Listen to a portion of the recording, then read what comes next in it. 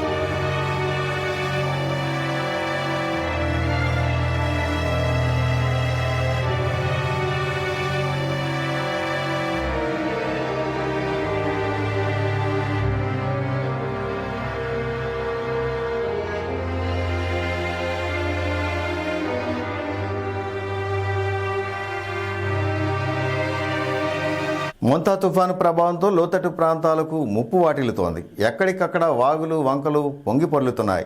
ఇక విశాఖ నగర శివారు ప్రాంతాలైన భీమునిపట్నం, ఆనందపురం, పద్మనాభం మండలాల్లో ఏది చెరువో ఏది పొలమో గుర్తించలేని విధంగా వర్షపు నీటితో నిండిపోతున్నాయి. మరోవైపు గోస్తని నది మునిపెన్నడూ లేని విధంగా ఉగ్రరూపం దాల్చింది.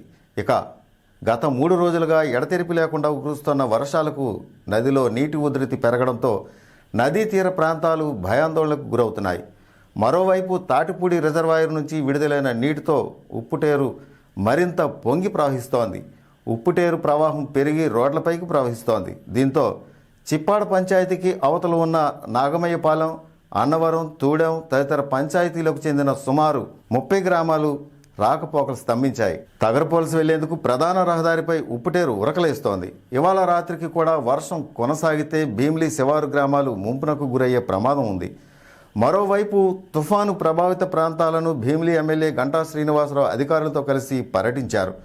లోతట్టు ప్రాంతమైన పెదనాగమయ్యపాలెం పంచాయతీలో పడవ ప్రయాణం ద్వారా గ్రామంలో పర్యటించారు.